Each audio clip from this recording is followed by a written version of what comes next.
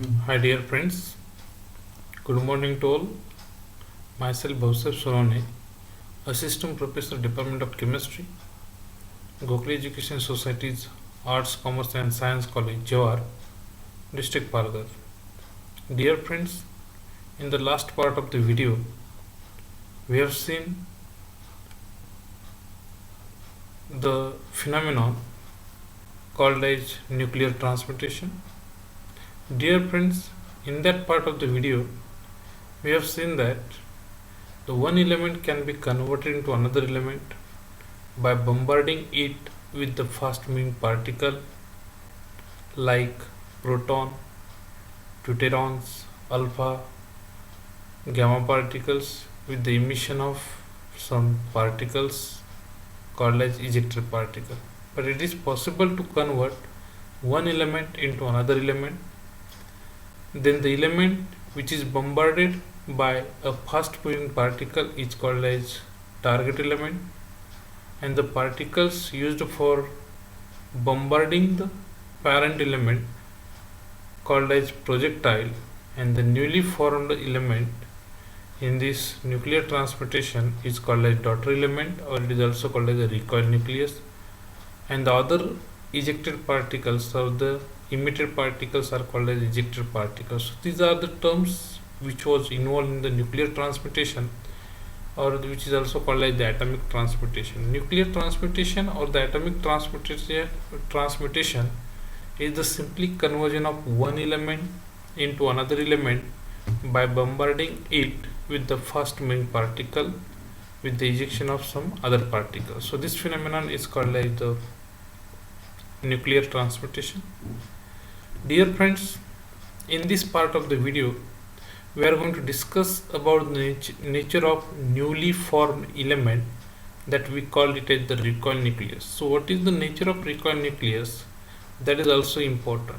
If this recoil nucleus, which is also called as the daughter element, is stable, then this phenomenon is simply the natural radioactivity.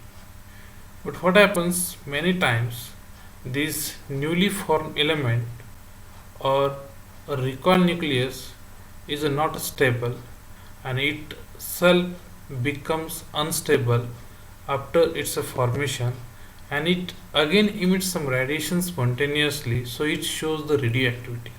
So today in this part of the video we are going to discuss about the nature of this recoil nucleus called as artificial radioactivity. So in this artificial radioactivity, actually before discussing the artificial radioactivity or before discussing the definition of artificial radioactivity, first of all we will discuss its a discovery. So here initially it was observed by the scientist Irene Joliot Curie and F. Joliot in the year of 1934 that when the elements like aluminium, boron or the magnesium was bombarded by means of alpha particles, then in addition to neutron the positrons also emitted. Actually expected is that the neutrons should be emitted as ejected particles, but they have observed that in addition to neutron the positrons are also emitted. After this study, they also observed that the emission of neutrons by this parent element or the target element was stopped, but the emission of positron was continued even after the removal of source of bombarding particle. It's very important that actually expected thing is that whenever we will remove the source of bombarding particle, means the projectile, then the emission of particles should stop. But here they found that the emission of neutrons stop with the removal of source of bombarding particle, but the emission of positron was continued even after the removal of source of bombarding particle. I hope you can understand about the difference between these two.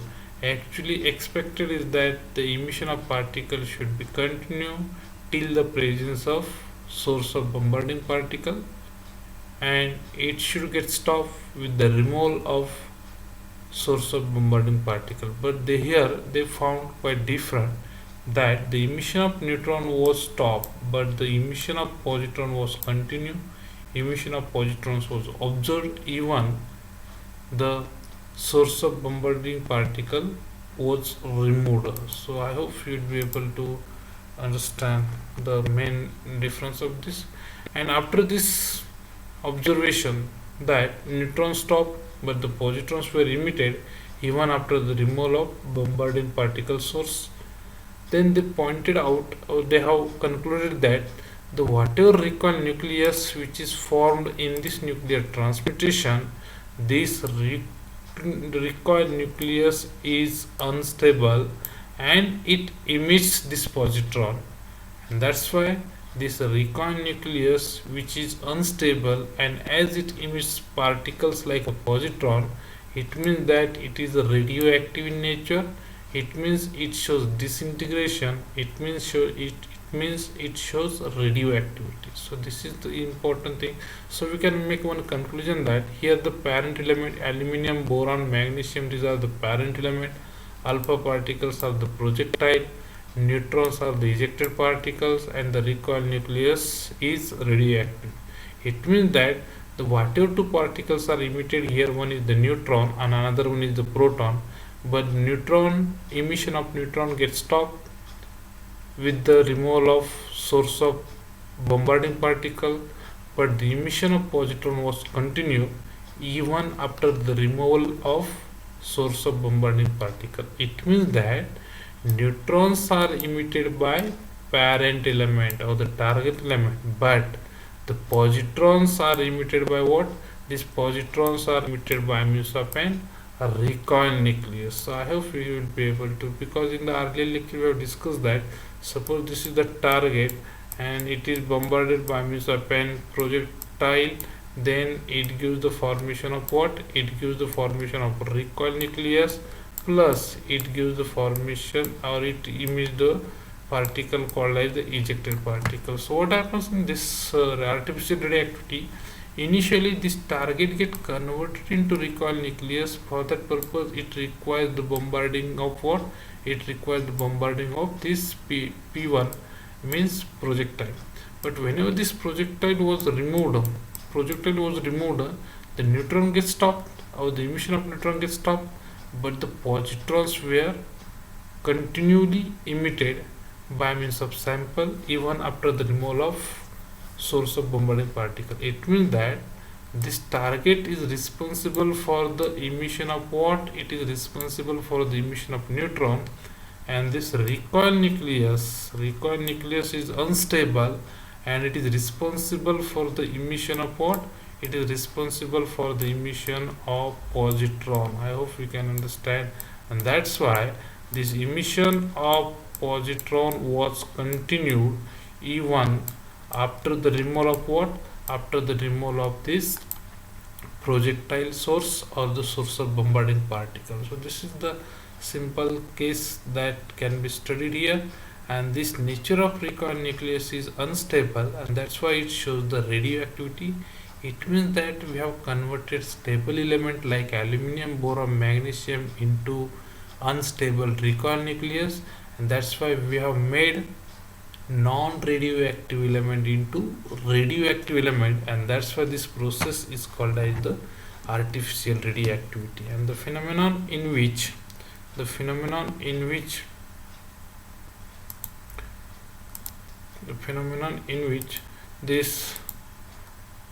non-radioactive nucleus converted into radioactive nucleus is called as the artificial radioactivity, or we can say that phenomenon in which recoil nucleus becomes radioactive, becomes unstable, is called as simply artificial or induced radioactivity. So in the next slide we will discuss about its nature, or before discussing the nature we will discuss about the definition. So based upon the previous slide, we can see here, based upon the previous slides, we will be able to define the definition of this artificial radioactivity. That's why the artificial radioactivity can be defined as the conversion of stable nucleus of one element into unstable nucleus of another element by bombarding it with the fast moving particles called as the projectile, and these projectiles are proton, neutron, deuteron or alpha particle, is called as artificial radioactivity, or it is also called as induced radioactivity. So definition of this artificial radioactivity or induced radioactivity is very simple. Conversion of the process of conversion of stable nucleus of one element into unstable nucleus of another element by bombarding it with the fast moving particles is called as artificial radioactivity or induced radioactivity. So here this recoil nucleus is also called as the daughter nucleus, which is formed here, and it is unstable. As it is unstable, so definitely it will show disintegration spontaneously. It means it will undergo, or it means it will show radioactivity. It will show radioactivity spontaneously. It means it emits the radiation. It emits the particle. So what type of the particles are emitted by these radioactive element? That type of particle emitted by radioactive element, it depends upon what?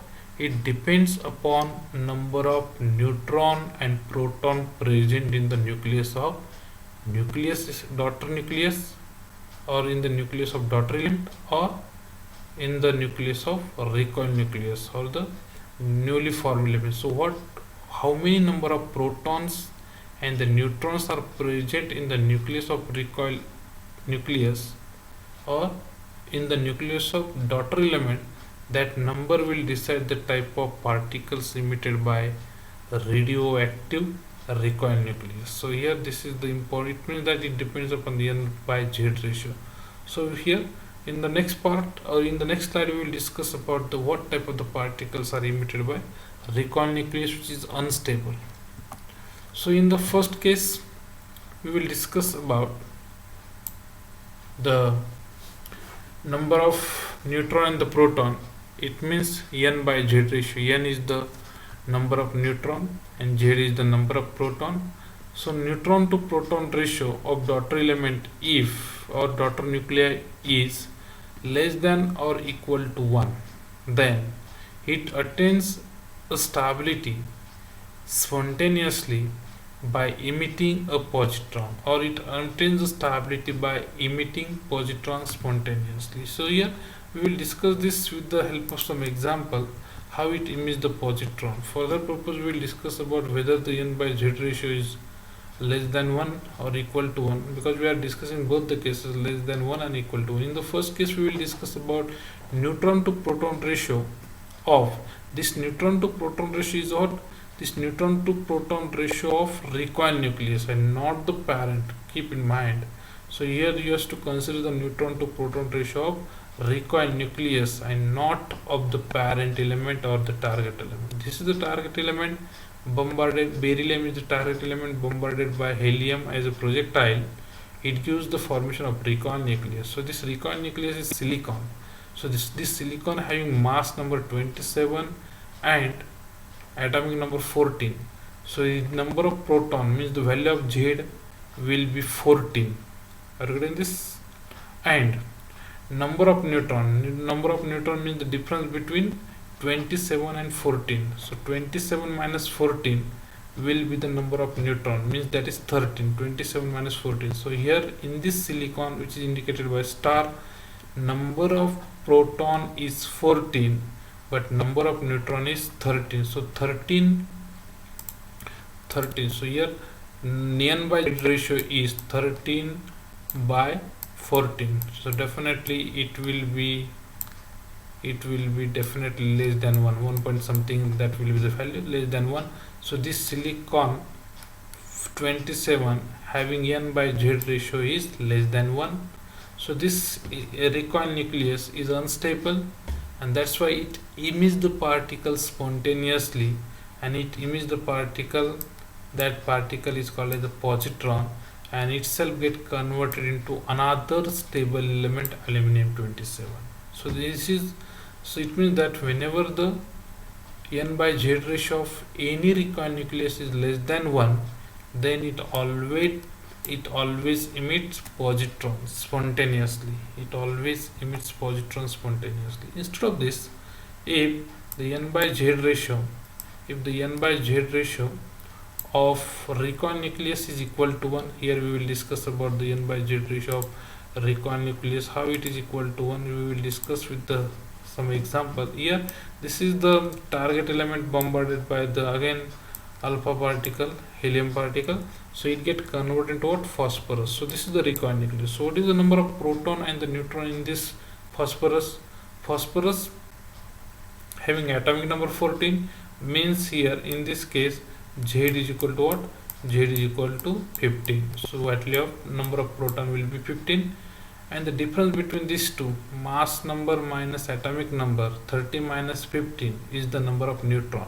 So definitely number of neutron means value of n will be also 15. So 15 divided by 15, it means that, so definitely this will be equal to 1. So here the n by z ratio of this recoil nucleus is exactly equal to 1, and in this case it is again unstable, so it emits the radiation spontaneously, it will undergo disintegration, it will show radioactivity, and it emits the particle again positron, and this phosphorus 30, which is the radioactive, which is unstable, get converted into silicon 30, which is stable element. So conversion of, again, that is nothing but stable into unstable spontaneously. So what is the thing here?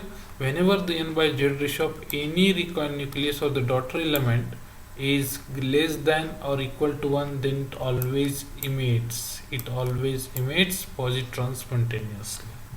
Instead of this, if this n by z ratio of recoil nucleus, okay, let me achieve this first.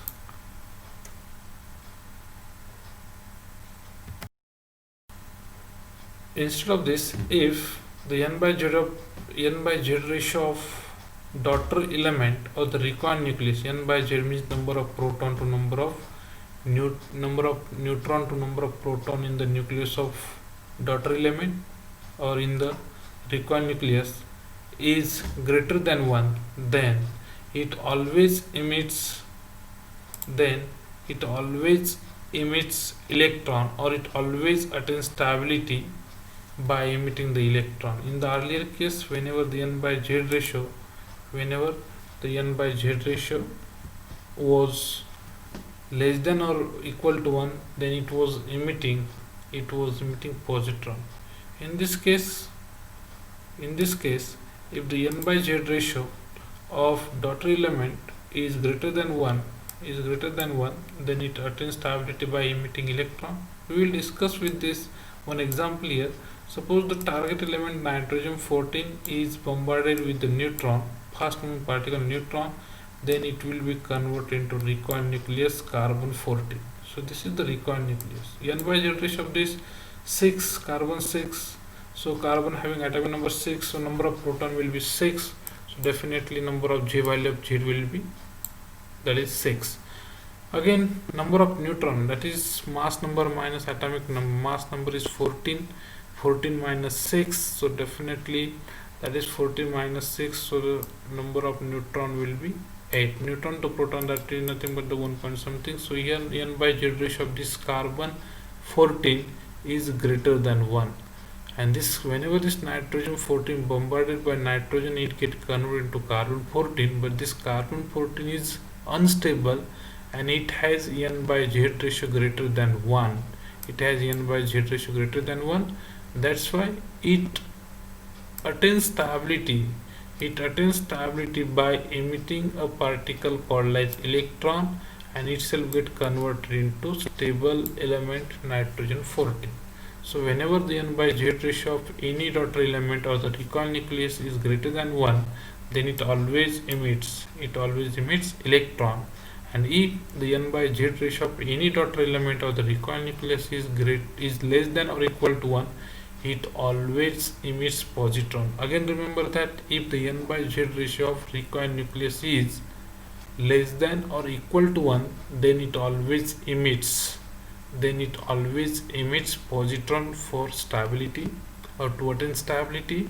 And if n by z ratio of any daughter element or the recoil nucleus is greater than 1, then it always emits electrons to attain stability.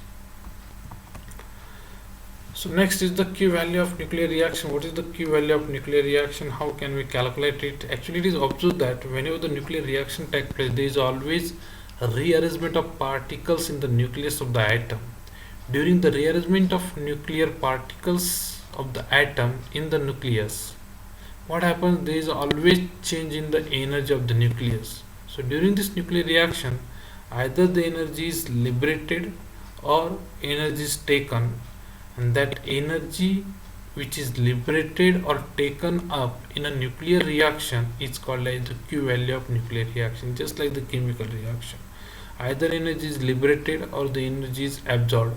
So whatever amount of energy is liberated or the energy is taken up in a nuclear reaction, that much energy is called as the Q value of nuclear reaction. This nuclear reaction involves the change in composition of the nucleus. Change in the composition of the nucleus, it means that during the nuclear reaction, the number of particles present in the nucleus get changed. Means during this nuclear reaction, the number of protons or the number of neutrons may change. So this is called as the change in composition.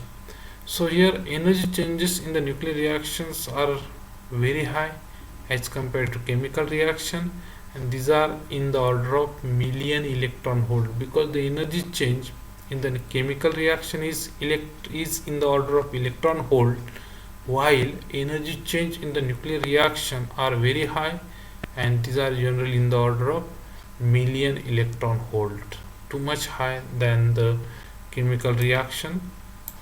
Again, the Q value of nuclear reaction can be calculated from the energy and mass of the nuclei and particles involved in the nuclear reaction. It means that whenever you want to calculate the Q value of any nuclear reaction, then we have to consider the energy as well as mass of all particles involved in nuclear reaction. So this is nothing but the way by which we will be able to calculate the value of energy liberated or taken up in a nuclear reaction, that is called as the Q value of nuclear reaction. So how the Q value of nuclear reaction can be calculated, and what will be the significance of Q value of nuclear reaction, that can be studied in the next part of the video.